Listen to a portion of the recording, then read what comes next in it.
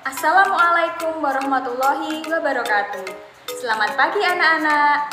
Bagaimana kabar kalian hari ini? Hari ini Bu Ika akan menemani anak-anak kelas 5 belajar tema 7, subtema 1, pembelajaran 3. Tapi sebelum kita mulai pembelajarannya, marilah kita berdoa terlebih dahulu. Berdoa, mulai.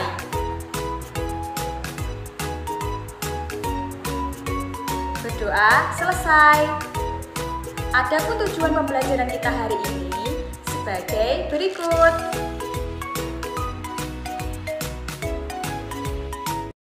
Sistem tanam paksa pemerintah kolonial Belanda. Pada masa kepemimpinan Johannes van den Bosch, Belanda memperkenalkan sistem tanam paksa. Sistem tanam paksa pertama kali diperkenalkan di Jawa dan dikembangkan di daerah-daerah lain di luar Jawa. Di Sumatera Barat, sistem tanam paksa dimulai sejak tahun 1847. Saat itu, penduduk yang telah lama menanam kopi secara bebas dipaksa menanam kopi untuk diserahkan kepada pemerintah kolonial. Sistem yang hampir sama juga dilaksanakan di tempat lain seperti Minahasa, Lampung, dan Palembang. Kopi merupakan tanaman utama di Sumatera Barat dan Minahasa.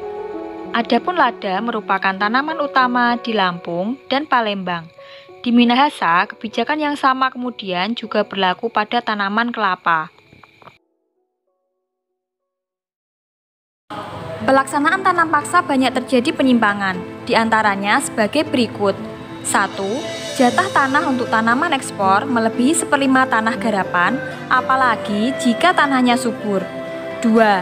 Rakyat lebih banyak mencurahkan perhatian, tenaga, dan waktunya untuk tanaman ekspor sehingga banyak yang tidak sempat mengerjakan sawah dan ladang sendiri. 3. Rakyat tidak memiliki tanah harus bekerja melebihi 1/5 tahun. 4.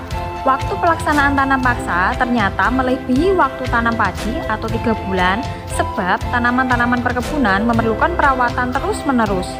Yang kelima, setiap kelebihan hasil panen dari jumlah pajak yang harus dibayarkan kembali kepada rakyat ternyata tidak dikembalikan kepada rakyat.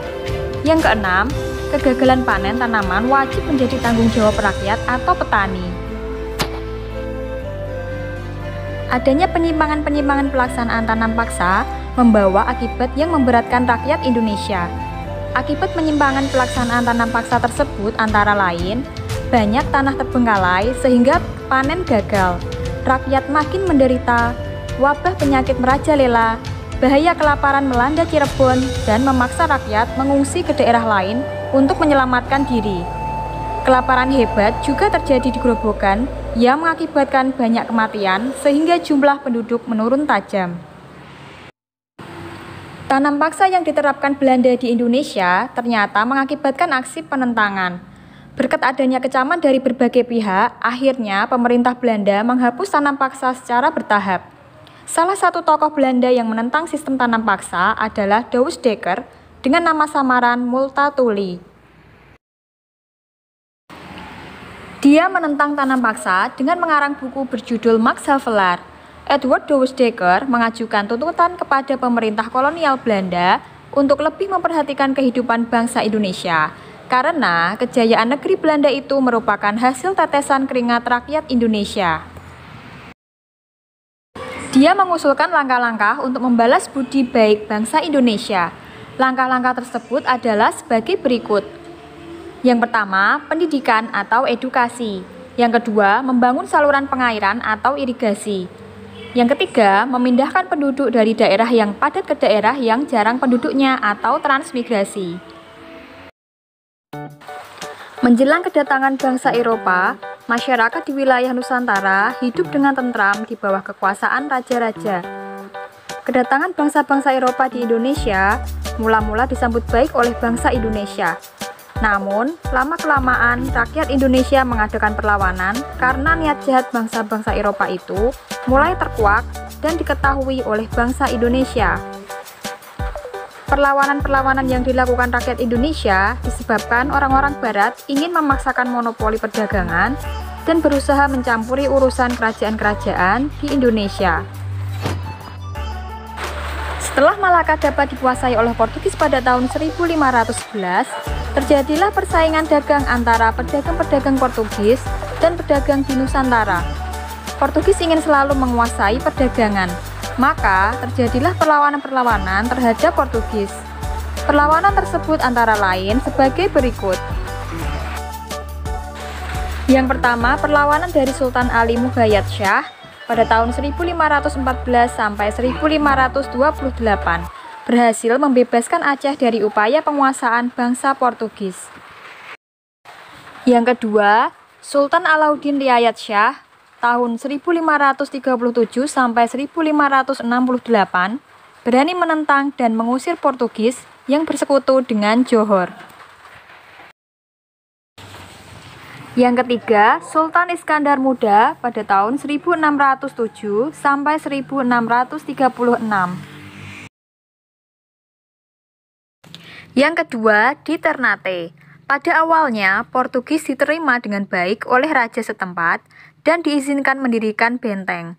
Namun, lama-kelamaan, rakyat Ternate mengadakan perlawanan karena Portugis serakah, ikut campur dalam pemerintahan, membenci agama rakyat Ternate, dan bersikap sewenang-wenang. Perlawanan yang pertama dilakukan oleh Sultan Hairun yang memimpin pada tahun 1534 sampai 1570. Di bawah kepemimpinannya, rakyat Ternate berhasil mendesak Portugis. Namun, karena kelicikan Portugis, akhirnya Sultan Hairun dapat ditangkap dan dibunuh saat perundingan. Perlawanan yang kedua dilakukan oleh putra dari Sultan Hairun, yaitu Sultan Ba'abullah. Beliau memimpin pada tahun 1570 sampai 1583. Di bawah kepemimpinan Sultan Ba'abullah, benteng Portugis dapat direbut, kemudian Portugis menyingkir ke Hitu dan menguasai Timur-Timur sampai tahun 1975.